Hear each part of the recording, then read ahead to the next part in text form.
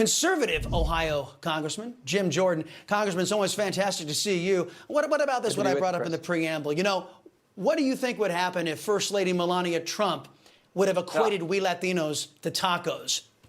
Yeah, I mean, there's all these comparisons. What would have happened if President Trump raided the oil reserve and then sent those barrels to China and happened to send them to a company that had ties with one of his children? I mean, that's what Joe Biden just did. So, I mean, yeah, these comparisons are just the way the press treats the left is unbelievable because, I mean, the press is the left, as you point out. I love that clip in there where whoever the news commentator was, Chris, you talked about, he said the sun sets in the west. Well, was it a sun sets in the west story 2 years ago when the press told us that the whole Hunter Biden laptop was Russian disinformation, when 51 former intel people came forward? Was that a sunsets in the west type of story? No, it was made up. And here's the key. The template for the West, Chris, the template is for the left is they make up a lie, big media reports the lie, big tech amplifies the lie, and then when we try to point out the truth, they call us racist and they attack us. That's the template. The left uses it time and time again, but the country's wisened up to it. And that's why I think there's going to be a big change in the midterm elections. Yeah, by the way, that was Lester Holt over at NBC Air Quotes News. You know, and if he had been around back in the day when somebody said, hey, maybe the earth isn't flat, maybe it's round, Lester Holt and all these left-wing journalists about there saying, you know, crying them as heretics. You can't say the earth is round. That's how nonsensical his justification for bias is. Something else here I wanted to get with you, Congressman. All of this comes as Biden is meeting with the Mexican president, the socialist down there, to discuss, quote, continued cooperation on migration, their quote, not mine. First of all, what cooperation are they talking about? Are they talking about continuing mass illegal immigration into the United States? Yeah, there is no cooperation. What we have is an open border. We no longer have a border. It's complete chaos. Anyone with a brain understands that. We have set, I think, over 150,000 illegal migrants have come across our border for 15 months straight. I mean, it's literally record after record after record. We used to have in place the Remain in Mexico policy. We used to actually build the wall under President Trump. We used to have a secure border, for goodness sake. But for me, the key takeaway was the Mexican president talking about how now Americans are going across the border into Mexico because gas is cheaper there. If that isn't a picture for just how dysfunctional, how bad the Biden administration has been, I don't know what is. But there's no cooperation. It is simply an open border right now, and the whole country, again, understands that fact. As you know, the White House is committing itself to disintegrating the civilized society.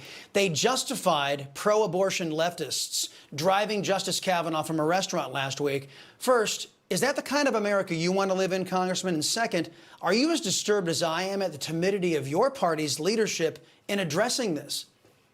Yeah, particularly when there's a statute on the books. I mean, think about the protest that took place at Supreme Court justices' homes. That was in direct violation of 18 U.S.C. Section 1507, a statute which says if you're trying to protest and influence a court with a pending matter in front of the court, which was exactly the situation, because when the draft opinion leaked, they were doing this for weeks and weeks and weeks, trying to intimidate and influence the court. And you have a statute on the books and the Justice Department does nothing. That shows you just the political nature, unfortunately, of our current Biden administration Department of Justice. So, yeah, this is as wrong as it gets. And we don't want to look, we're all for the First Amendment. We're nervous about what the left is doing to conservatives. So the Disinformation Governance Board, for goodness sake, they tried to put in place. But this is a direct violation of the statute. And the fact that Nancy Pelosi waited 4 weeks after all this was going on, even waited until after there was an assassination attempt on Justice Kavanaugh to give protection to Supreme Court justices' families, is just ridiculous, just wrong. But again, that is today's left and their ability to weaponize and willingness to weaponize government to go against their political opposition. Speaking of weapons, yesterday, Mr. Biden determined that he is determined to reban what he calls assault weapons, which, as you know, they don't exist for civilian use.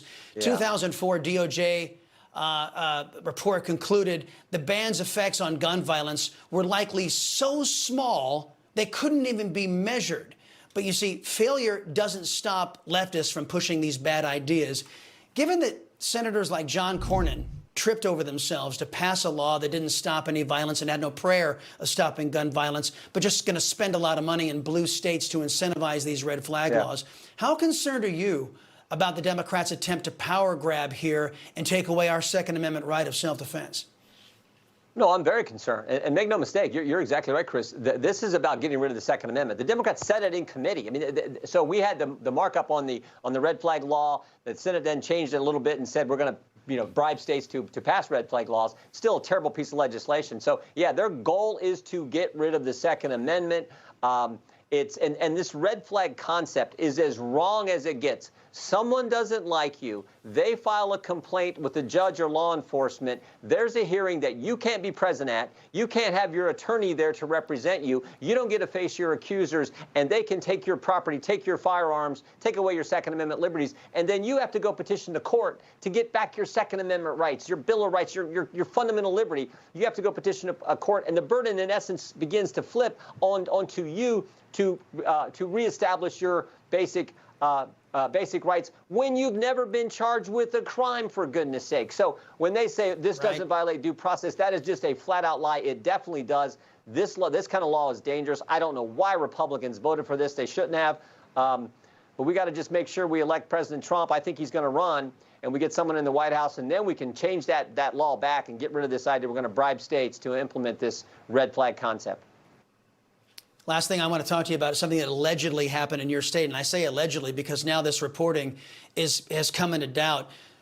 This rape case of an alleged 10-year-old little girl who was an alleged victim of a rape and then couldn't have an abortion in Ohio, so she had to flee to Indiana. Joe Biden talked about this. The left-wing press went crazy about this. But now, Dr. Caitlin Bernard, she's the one who allegedly reported this. Now she's being asked, well, have you been talking to authorities about the rape of this young child? And she says she doesn't want to talk about it anymore.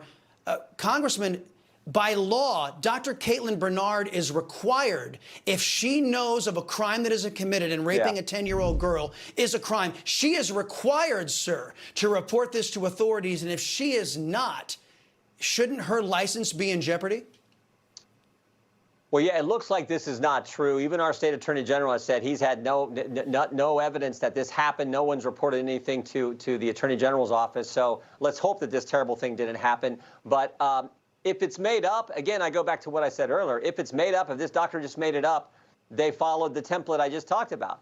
The left makes up a lie. The press was all too willing to report it. Even, President Biden talked about it. The press reported it. Big tech amplified it. And then if you try to put it, bring out the truth, you're probably going to get attacked for trying to just get to the bottom of this and get to the truth. So this is the left's playbook. Let's hope this didn't happen to this young girl.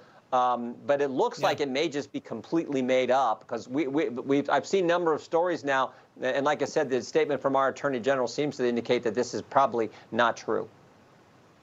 Well, Congressman, and again, it's wrong on this doctor. If she's withholding information about a rape of a 10-year-old child, her license ought to be suspended. And if she lied about the rape of a 10-year-old child because she's a pro-abortionist sicko, she should also have her license suspended. Congressman Jim Jordan, thank you very much, sir. Always appreciate the time here on the Salcedo Show.